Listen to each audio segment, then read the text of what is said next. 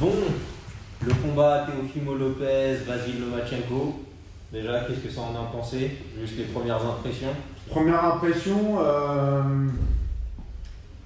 déçu parce que moi, c'est vrai que comme beaucoup, on est un peu fan de Loma. Ah, on est tous un peu fans de Loma. J'aime bien Théo aussi.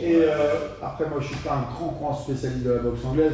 Je parle juste vraiment du combat comme ça, mais c'est vrai que je connais pas les tenants, les aboutissants. Et vrai que c'est toi qui es plutôt la science de ça. Par contre, moi, je l'ai trouvé complètement éteint sur le combat, quoi. J'ai été assez déçu, surtout les 4 premiers rounds où il s'est vraiment rien passé de son côté. Le gars en face, pour moi, il a fait son taf. Il a bien fait son taf, mais par contre, j'ai cru, limite, je me dis, tiens, peut-être qu'il a le Covid. Ah ouais, c'était ça ce point-là qu'il a. Il a de la fièvre, du coup, il y va vraiment tranquille. Parce que, je veux dire, il a démarré vraiment à partir de 4e, 5e. Et c'était pas non plus un gros démarrage. Même qu'il a démarré limite au 7e. Moi j'aurais dit. Ouais. Moi c'est 7e, j'ai commencé à voir tiens, il arrive à forcer Lopez à reculer. Alors, parce que c'est vrai que à partir du 5e, on voit qu'il y a déjà plus de tentatives, c'est moins timide. C'est ça. Mais c'est au 7e qu'on arrive enfin à voir que Lomachenko arrive à repousser Lopez. Lopez est obligé de reculer, alors que pour tous les premiers rounds, c'est pas que Lopez domine Lomachenko, il le tabasse ou quoi que ce soit. Mais il prend l'ascendant. Il prend l'ascendant, il a le ring generalship, et c'est quand même un des critères pour les juges. Mais c'est surtout, en fait, Lomachenko, il est tellement inactif que par défaut, on peut les donner à Lopez. On peut se dire que c'est une forme de stratégie. Mais excuse-moi, sur le comptage en boxe anglaise, c'est pareil. C'est le scoring à 19. Ce que les juges comptent, c'est sur le round, c'est la durée de la dominance. Tu as dominé combien de temps, donc c'est sur la durée et les dommages. Donc c'est le principe des 3D. Donc, qui a porté plus de dommages sur le round, qui a dominé sur le round et qui a eu la dominance la plus longue sur le round. Et là, pour le coup, moi j'avais une frustration parce qu'il y a des fois, juste sur un geste, Lomachenko il pouvait faire une différence. Mais il le faisait juste hop, comme s'il disait regarde, je peux te faire ça, mais je vais te le faire plus tard. Mais le plus tard, je trouve qu'il venait pas, quoi. Moi je pense que c'est parce que Lopez il a vraiment pris l'ascendant psychologique dès le départ. On l'a vu, il était concentré de A à Z. Moi j'ai vraiment vu quelqu'un qui était déterminé. Les yeux. On peut avoir, et ce qu'on disait, c'est qu'on peut avoir le meilleur game plan de la Terre, la meilleure technique, et en plus en termes d'équivalence de combat, ils se valent puisque ils ont 15 combats, ils ont le même nombre de combats chacun. Donc en gros, en pro, et du coup là c'est quelque chose qui a été négligé, c'est vraiment l'aspect psychologique, et je pense que les 2 premiers rounds, c'est Lopez qui les prend, il décide vraiment de s'installer au centre du ring, même si voilà, en termes de touche, il n'y a pas une trop grosse différence, mais il le prend. Moi, ce qui me faisait vraiment très bizarre, ce qui me faisait très bizarre, c'est ce qui me faisait très bizarre, c'était le côté où Lomachenko il était vraiment très facile sur des actions, il était super facile, mais il faisait rien. Genre il se faisait un super décalage et derrière ça il faisait rien.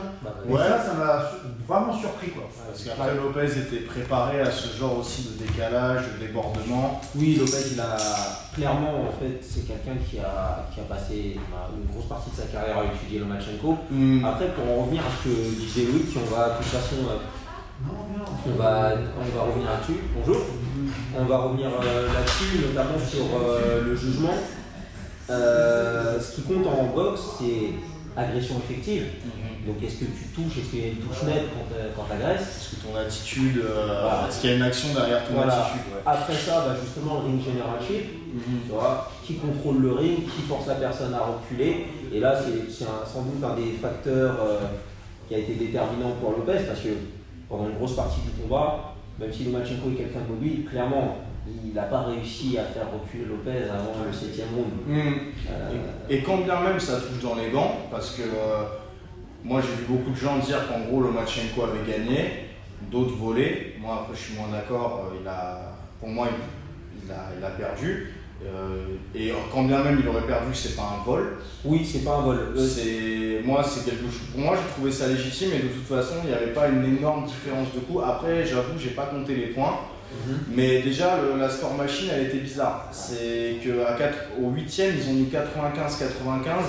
Or, pour moi, si on parle des 3D. Je crois que c'était au 10e. Ouais, même au 10e. Et en fait, moi j'avais la mémoire des rounds et j'ai regardé les rounds qui donnaient par exemple à Lomachenko et pour moi c'était les rounds où il s'était vraiment fait dominer. Ah, okay. Donc même là il y avait un peu un non-sens pour moi. Après déjà pour en revenir sur ce que tu disais sur les vols, autant définir ça, pourquoi tu trouves pas que c'est un vol. Moi en tout cas je considère un vol c'est quoi? C'est clairement quelqu'un a dominé l'autre. C'est même Ray Charles il aurait pu le voir et finalement les juges le donnent à l'autre. Voilà. Ça pour moi c'est un vol. Donc non, déjà pour moi ça peut pas être un vol parce que bon qu'on soit d'accord ou non, il n'y a pas un mec qui a dominé l'autre de manière fulgurante et on l'a donné au mauvais boxeur. Donc déjà ça peut pas être un vol. Après pour beaucoup de gens, et notamment aussi pour beaucoup de juges, lorsqu'il y a beaucoup d'inactivité, enfin ironiquement beaucoup d'inactivité dans un round ou dans un combat, c'est difficile de savoir qui gagne pas. Oui. Là, dans ce cas-là, moi je les donne à Lopez simplement parce que le ring general shield, je trouve que c'est important. Oui. Mais on est un peu sur le même débat Canelo-Golovkin 1. Où tu as Canelo qui recule, qui esquive, Golovkin qui avance, mais qui n'arrive pas nécessairement à cadrer Canelo. Donc à qui tu le donnes? Le mec qui a mis beaucoup de jabs et qui a essayé de contrôler le ring, ou le gars qui a donné des coups durs, mais qui a passé son temps à reculer et à être mal à l'aise parce qu'il ne pouvait pas forcer son adversaire, il ne pouvait pas stopper l'avancée de son adversaire. Ouais. C'est un peu le grand débat à chaque fois entre les punchers et les outboxers. Et puis je pense qu'il y a eu un effet. Alors moi c'est la partie intéressante du combat, c'est que ça faisait longtemps qu'on n'avait pas vu Lomachenko aussi être autant en difficulté face à quelqu'un et surtout depuis Salido. Voilà. Et on était habitué en fait à tout le temps voir des gens débordés par Lomachenko, c'est-à-dire que dès qu'il rentre dans ces phases de corps à corps, des débordements, des pivots, des shifts. Vraiment, on avait ces phases-là et qui font qu'on les retrouve dans tous ces highlights. Maintenant, ce qui est malheureux, c'est pourquoi je dis que c'est une erreur de stratégie ou alors qu'il est, comme Loïc disait, il était peut-être un peu mou. C'est qu'on l'a vu faire ça à quelques moments. Il a eu des moments de fulgurance où il a dominé à ce moment-là. Il y a des belles actions. Et on se dit pourquoi il n'a pas continué, parce qu'en plus, Lopez, on voyait qu'il était mal à l'aise. Bah, moi, je pense. Après, on n'a pas accès au camp d'entraînement ou quoi que ce soit. Déjà, la stratégie de Lomachenko, c'était Teofimo Lopez, c'est un cogneur. Il est allé, si je ne dis pas de bêtises, une fois la décision face à Nakatani. Et donc, franchement, en termes de cardio, on n'est pas sûr qu'il puisse tenir 12 rounds à un rythme élevé. Donc, et en plus, je crois que Lomachenko l'avait dit dans quelques interviews qu'il comptait. Tu vois, étouffer Lopez, et un peu plus en termes de cardio. Et finalement, il s'avère que Lopez a un bon cardio. D'ailleurs, dans des interviews, il l'a dit. Pour lui, l'élément le plus important pour un boxeur, c'est le cardio. Et surtout, en fait, quand tu veux forcer quelqu'un à se fatiguer, tu veux faire un peu une stratégie rope and dope à la Mohamed Ali face à Foreman. Il faut que la personne envoie beaucoup de coups, mais il faut que tu en envoies pour qu'elle ait envie d'en envoyer. Et là, le truc, c'est que Lomachenko a beaucoup bougé, il était très évasif. Et Lopez avait le rythme qu'il pouvait tenir. En fait, c'est ça, c'est-à-dire qu'on pouvait se dire, tiens, il cherche à le fatiguer, lui faire envoyer beaucoup de coups. Sauf que derrière, il faut en envoyer effectivement pour que l'autre en envoie. Donc là, et puis il s'en est pris aussi, il s'est pris quand même des touches significatives qui ont montré que c'était pas uniquement le laisser rentrer, le laisser envoyer des coups. Et je pense, il l'a touché Lopez. Je pense Lopez de toute façon est un cogneur et Lomachenko, même s'il y a beaucoup de coups qui sont allés dans les gants, Lomachenko à mon avis a bien senti que Lopez frappait pas et bah il frappe pas comme un Luke Campbell, il frappe pas. Touche significative ou pas, tu prends 3-4 dans les gants, lancer à pleine puissance. Ouais, tu sais, fatigue. Non, mais surtout, tu sais que lui, je vais pas pouvoir commencer à faire le toréador et des trucs comme ça. Lui, je vais devoir le prendre un peu plus au sérieux. Et je pense qu'il a donné un tout petit peu trop de respect à la puissance que Lopez pouvait afficher dès le premier round. Et ça, je dirais pas que ça a rendu timide parce que le mec il a quand même plus de 300 combats amateurs donc il sait quand même un peu gérer. Mais je pense qu'il s'est dit, il y a des trucs que je vais pas devoir risquer, je vais devoir attendre plutôt la seconde partie qui se fatigue, qui ait un peu moins de jus dans les coups pour faire quelque chose de plus significatif. Mais il s'avère que en seconde partie, à chaque fois que Lomachenko tentait quelque chose, même si Lopez était un tout petit peu dépassé en termes de défense quoi que ce soit, il répondait. Bah, c'est là où l'erreur stratégique quand Lomachenko elle apparaît, c'est que sur le papier, c'est bien de se dire tiens, on va le mener à terme, on va le fatiguer parce qu'il n'a pas de combat de plus de 8 rounds, il n'a pas beaucoup de combats de plus de 8 rounds. Sauf que là, ça marche que quand la personne a gardé son style. Et surtout, quand on a étudié cette vidéo, bah, on se dit tiens, à ce moment-là, il réagit comme ça, à ce moment-là, il réagit comme ça. Or, Lopez, il s'est vraiment entraîné pour Lomachenko, pour tenir 12 rounds, pour éviter aussi à un moment donné de se faire trop déborder un mandat. Et sur les flancs. Sur les flancs, à chaque fois, il y a eu des moments où Lomachenko essayait de prendre des angles, Lopez réagissait tout de suite. Il fait tout de suite un pivot intérieur dès que Lomachenko. Donc il était très réactif et vraiment on sentait préparé. Alors après, je pense pas que ça c'était sur des pivots isolés. Maintenant, quand Lomachenko part sur du shift, etc. Son volume de coups, son volume de coups il passe, un volume de coups il passe, là ça aurait été plus compliqué et Lopez c'est là qui gérait plus. Ouais, mais derrière, en fait, comme Lopez réagissait avec des coups lourds, notamment avec il a souvent empêché Lomachenko de passer sur les angles en faisant jab, crochet du bras avant.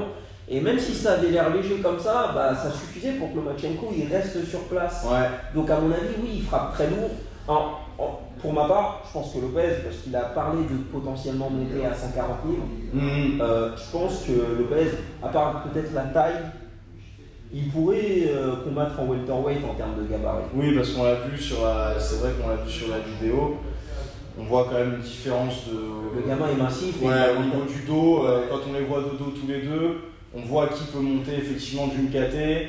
Et de deux. Lomachenko, je pense que c'est son plafond en termes de catégorie de poids. Lopez, si je dis pas de bêtises, il a 23, 24 ans. 23 ans. 23 ans. Il a 23 ans, il a encore largement le temps en plus de développer sa force d'homme adulte. C'est ça. Et donc, moins on vieillit, moins on a de facilité à perdre du poids. Donc, et Lomachenko, il a l'air installé dans cette catégorie. Il a 32 ans, Lomachenko, 32-33. Peut-être pour ça qu'il bougeait peut-être aussi moins vite. Je pense que c'est plus le poids que l'âge, parce que 32-33 ans. Moi je parlais par rapport au poids, mais aussi. Là je peux jouer un peu, mais il n'a pas perdu ses jambes. On a vu que le gars est encore vif. Oui. Mais c'est sûr que Teofimo Lopez, à 23 ans, au vu de ce qu'il a réussi à accomplir, il est bien devant les Devin Haney, Shakur Stevenson, Gervonta Davis. Et surtout, ce mec a les capacités de monter. Il a la capacité à combattre jusqu'en welterweight, au moins. Après, je pense que la taille sera un facteur beaucoup trop important. Parce qu'il n'a pas l'air très très grand. Lopez, il n'y avait pas une grosse différence de taille entre lui et Loma. Ouais.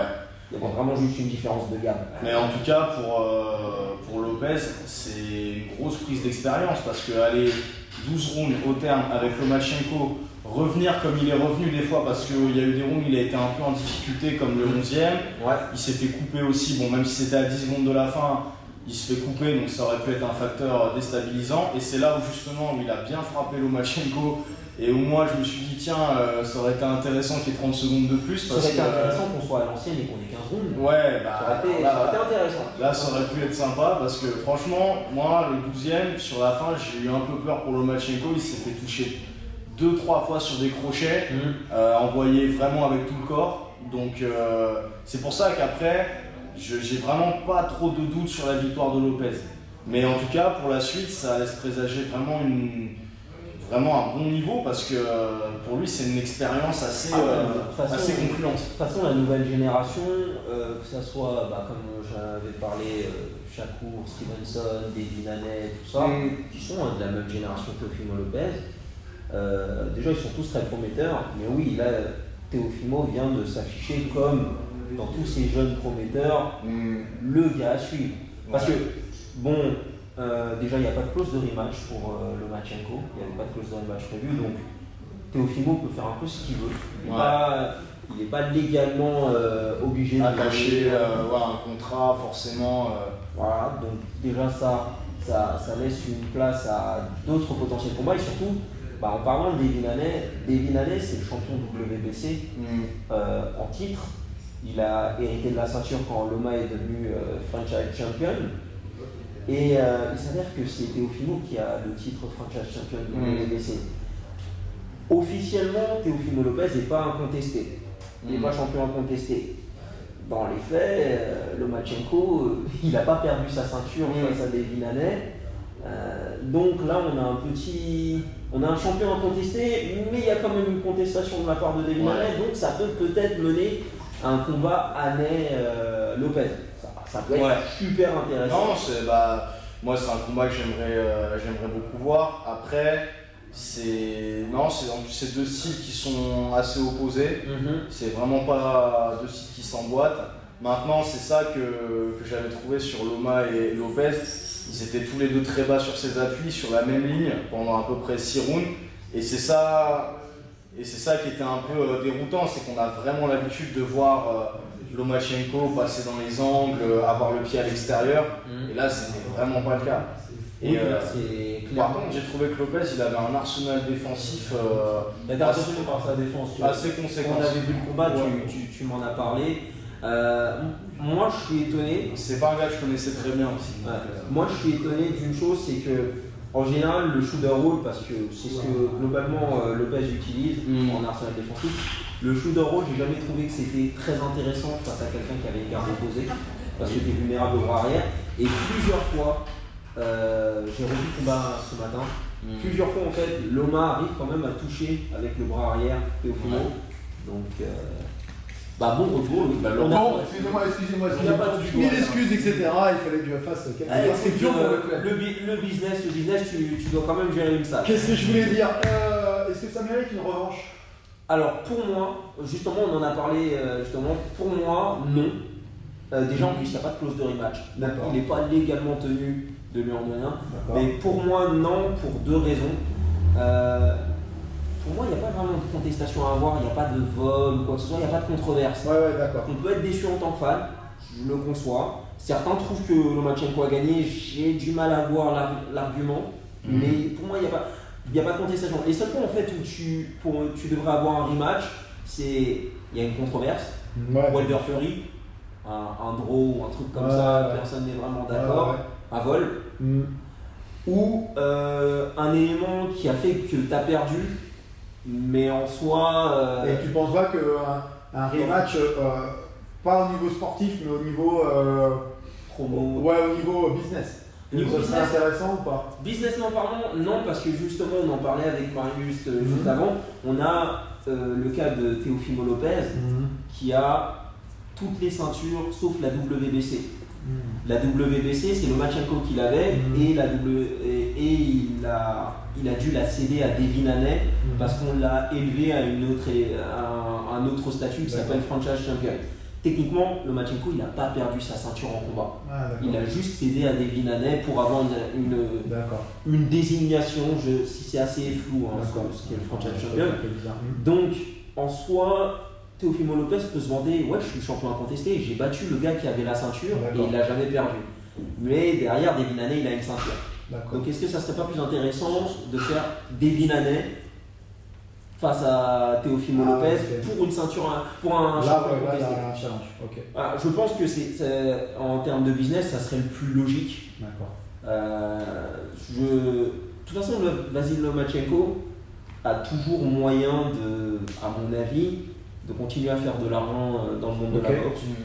Et du coup, pour moi, qui est moins spécialiste que vous deux, parce que c'est vraiment votre spécialité, la boxe anglaise, Est-ce que tu penses que Lomachenko, la catégorie dans laquelle il a fait son combat, du coup, il devrait se dire non, c'est pas cette catégorie-là où je peux exceller et du coup rester dans une catégorie inférieure? Pour moi, c'est pas une. Alors, pour moi, Lomachenko, c'est pas spécialement quelqu'un qui a eu des problèmes dans les différentes catégories, en fait. Je l'ai jamais vu vraiment en difficulté par rapport à ça. Maintenant, il s'est retrouvé face à quelqu'un qui frappe fort, donc potentiellement quelqu'un qui pourrait être plus lourd que lui. Voilà. Donc c'est peut-être dû effectivement à la différence aussi de gabarit, parce que Lopez, ce qu'on disait, c'est qu'il peut lui prendre facile 1-2 KT au-dessus. Ouais, c'est un bon bébé. Hein. Voilà, c'est quelqu'un en plus qui a un bon bras arrière. Et... Ils ont les références de poids, etc. Je les ai pas vu les références de réhydratation parce que j'ai pas vu le combat en live, donc on n'a pas vu. La réhydrate. Peut-être regarder un peu la pesée et voir à combien ils ont réhydraté. Moi, je suis pas vraiment d'accord avec toi, Marius, sur le poids. Je pense que Lomachenko, il a atteint son plafond. Il peut pas. Enfin, les lightweight, le dernier combat face à Luke Campbell, Lomachenko a eu des difficultés, pas parce que Luke Campbell frappait fort ou son gabarit, mais parce que ce mec est grand. Il est perche. Même face à. Comment il s'appelle? Linares. Décidément. Face à Linares, on a vu le knockdown. Je dis pas que c'est des preuves de faiblesse, mais on voit que en lightweight, Lomachenko a plus de boulot à fournir. Donc je pense que c'est son plafond. C'est pas que c'est pas la bonne catégorie, mais c'est la catégorie où il va y avoir au moins du challenge. C'est vrai que c'est pas la meilleure catégorie dans laquelle il se sent bien. Après, à 32-33 ans, tu peux pas te permettre. Tu penses qu'il peut faire encore combien d'années, Loma, comme ça? Il a beaucoup de mal au compteur. Plus, parce qu'il y a quand même presque 400 combats amateurs. Il y a 300-400 combats en amateur. Ouais, 15 combats en professionnel. Quelques blessures à l'épaule. Ouais, des blessures à l'épaule, sachant que là, on a vu quand même face à des mecs qui frappent fort, qui sont plus au-dessus de lui en termes de catégorie. Lomachenko, c'est pas un mec qui frappe fort non plus. Donc, et là, vu les mecs qu'on pourrait lui fournir après, c'est vrai qu'il arrive peut-être à un tournant là, finalement. Et toi, Greg Non, je pense qu'en boxe, même en MMA, tout ça, à partir du moment où quelqu'un qui est beaucoup suivi perd, on a tendance à très vite se dire est-ce que c'est pas la fin? Ça dépend qui on lui met en face en fait. Ça fait longtemps que Loma n'a pas perdu en pro, c'était quoi sa deuxième défaite, je pense, c'est tout. Ouais, c'est sa deuxième défaite, mais au point, 15 combats, trop de coups. Quoi. Bien sûr. Il s'est fait plus malmener par sa vie. Il s'est pas pris des coups durs. Non, mais ça dépend si on lui en met en tout cas des mecs de ce gabarit, de cet acabit. Est-ce qu'il va le supporter peut-être une décision? Je pense que la catégorie en dessous, c'est quand même plus judicieux pour lui. Maintenant, à cet âge-là, est-ce que tu peux vraiment redescendre? C'est ça. Donc, physiquement, est-ce que tu peux faire le poids? Et après, est-ce que ça va dans sa tête, est-ce que le challenge en vaut le coup par rapport à éventuellement des petits rookies qui arrivent, mais qui ont les dents longues, qui ont des vents. Déjà, il considère qu'il n'a pas perdu. Déjà, j'ai vu une interview après, il considère qu'il n'a pas perdu. D'accord. Donc, à mon avis, même si on lui proposait, il ne faudra pas redescendre parce qu'il considère qu'il a gagné le combat, qu'on lui a sans doute volé ses ceintures. Non, franchement, déjà, il y a un combat, moi je pense, qui pourrait, businessment parlant, et même, bon là c'est plus en tant que fan de boxe, donc je dis des conneries businessment parlant, c'est plus en tant que fan de boxe, j'aimerais voir ça, c'est face à Gervonta Davis, le petit de Floyd Mayweather. Ça fait très longtemps que ce combat, Loma le demande, et jusqu'ici Gervonta Davis, c'est un peu navigué, c'est un peu évité. Il voulait prendre quelqu'un avant, non? Là, il est censé affronter Leo Santa Cruz, qui est un porte-à-porte, mais qui est une ou deux catégories de moins que lui de base. Mais il me semble qu'il avait dit je le prendrais pas avant, je crois, 2 ou 3 combats. Et en fait, je pense que Gervonta, il attendait que Loma ralentisse. Pour le prendre, c'est ça. Et sur le coup. C'est un nom à s'accrocher. Et sur le coup, Loma a ralenti. Moi, je trouve ça lâche dans le sens où Teofimo, il a fait ce que personne n'a fait. Il a pris Loma au moment où tout le monde se disait ah non, ce gars, on peut pas le battre. Salido, c'est vrai qu'il y a une défaite, mais il venait d'arriver en pro. Il a sans doute sous-estimé un peu la force du vétéran et la boxe pro, mais là Loma il était champion dans 3 catégories, double médaillé d'or, il n'y a plus tellement de choses à prouver. Et est-ce que pour un peu clôturer un peu tout ça, est-ce que il y a un combat de boxe là à venir qui va être super intéressant, que ce soit français, que ce soit européen, que ce soit mondial, toi qui alors bien. moi les combats que j'aimerais à part le combat de Marius bien sûr. Oui, mais à ce moment-là tu vois le combat de Marius, le truc c'est qu'il faut voir avec les promoteurs, les managers, ils demandent trop d'argent à chaque fois et en plus c'est les cartes Covid. Tu peux rien faire, il y a 1000 personnes dans le stade, le gars demande 5 millions de dollars. Faut que j'abaisse mes tarifs. Voilà, abaisse tes tarifs, je sais pas, fais comme les coachings 30 €. Fais 2 rounds de 20 €. Voilà, je sais pas, on peut trouver une solution. Alors non, les combats que j'aimerais voir, déjà, et d'ailleurs on va sans doute refaire un petit podcast sur celui-là, ça serait Derek Chisora face à Alexander Usyk, justement le compagnon de guerre de Vasil Lomachenko qui était en amateur avec lui. Parce que j'ai pas été très impressionné par ce qu'il a fait face à Chaz Witherspoon en poids lourd. Mais la question c'est qu'est-ce que vaut Usyk réellement en poids lourd face à un client. Chisora il a perdu, il en a gagné. Mais c'est un mec qui est là pour faire la guerre. Ça peut être intéressant, le technicien face au guerrier. En plus, il s'est réinventé avec David Haye. Encore en poids lourd, j'aimerais voir la revanche de Dylan White face à Povetkin. Parce que Dylan White menait, il contrôlait le combat. Il a un problème avec les uppercuts. Il a un problème mais il a un problème avec les uppercuts Dylan White parce que si je me souviens bien, Anthony Joshua l'a mis KO sur Anthony Joshua face à Kubrat Pulev, parce que s'il gagne, on aura peut-être le combat Fury Joshua pour un champion incontesté. Et moi j'adore les champions incontestés. Non mais au-delà de ça, c'est les deux Anglais, je veux dire, ça serait une folie quoi. Tu fais ça serait historique.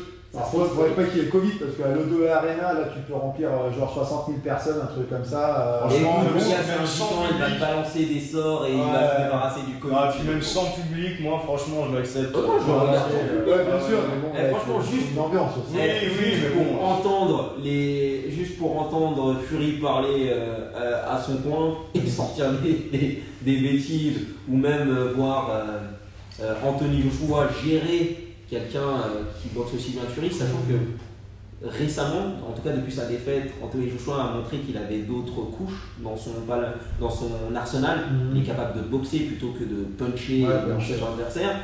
Et on a vu justement l'inverse. On a vu, là c'est là.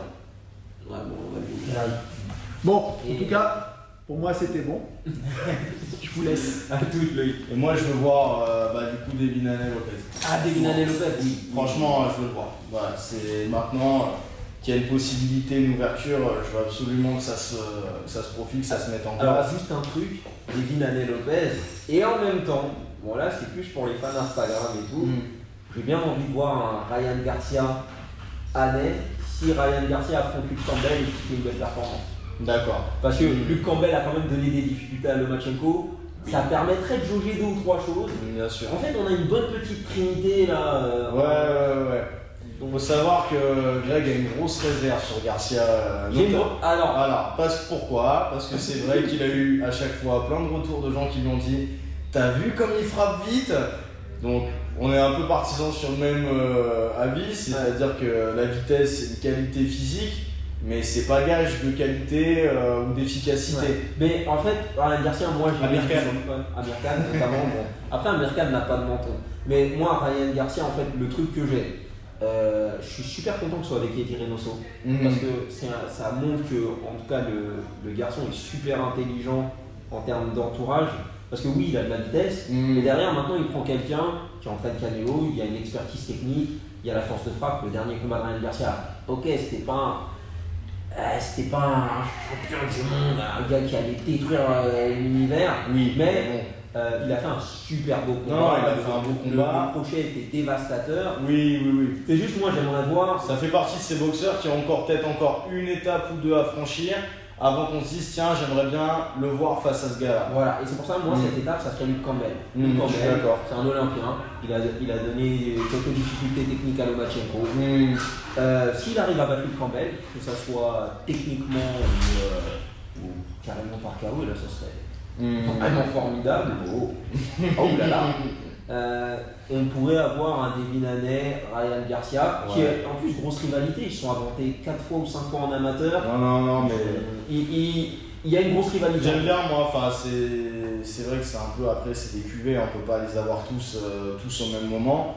Mais c'est vrai, comme ça, quand il y a des petits trios, quatuors qui se tournent un peu autour et qui se valent et qui ont des rivalités, et en plus qu'on est si différents, on a quand même bien envie de les voir s'affronter. Ça fait Léonard, Durant. Bah voilà, un peu comme Fury, Joshua, Wilder, et il y en avait un quatrième, non?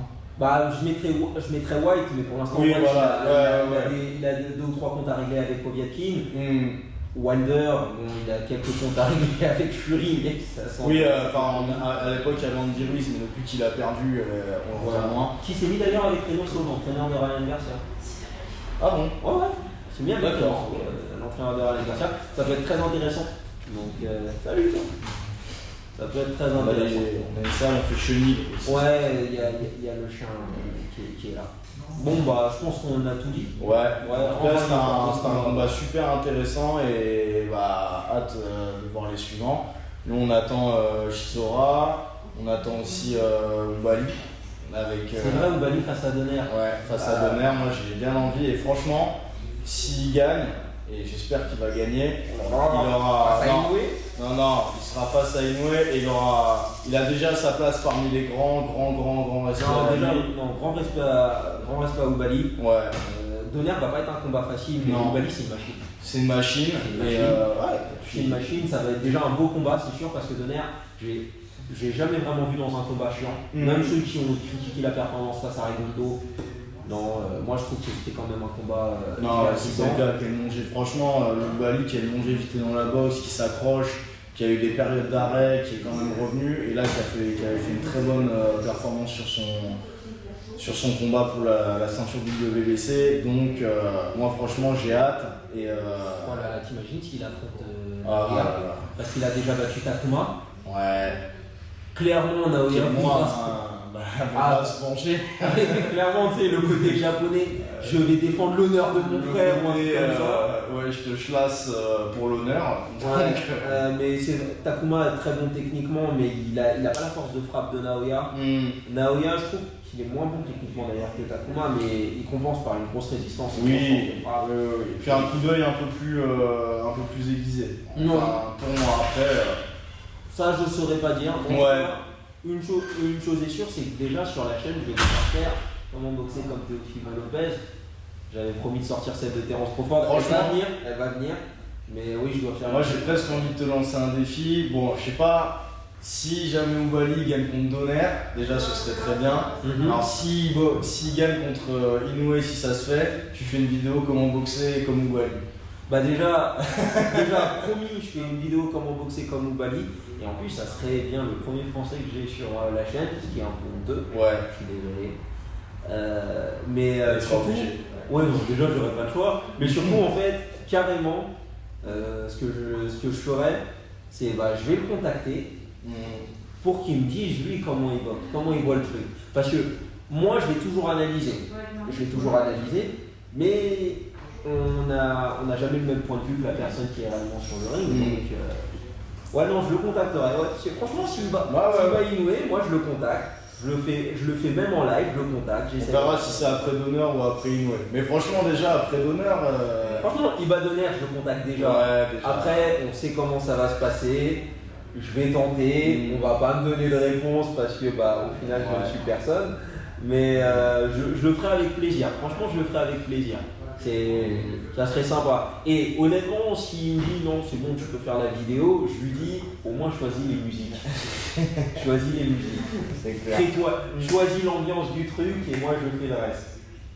Bon, en tout cas, on va recommencer ces podcasts à mon avis. Ouais, c'est fort intéressant. Et puis prendre des invités comme ça. Des gens qui sont intéressés pour y participer. Si vous êtes du Platinium et que vous voulez justement participer à un de ces petits débats, n'hésitez pas à le mettre dans les commentaires et à nous le dire. Donc likez, abonnez-vous et n'hésitez pas à dire moi j'aimerais bien participer à un débat sur tel ou tel combat. Là on l'a fait en boxe parce que moi je suis un gros fanat de boxe, Marius aussi, lui qui a toujours été intéressé par la boxe. On peut le faire en MMA, parce que à la base ça reste quand même un message de MMA. Cette vidéo sera aussi sur ma chaîne, CNC Boxing. Donc pour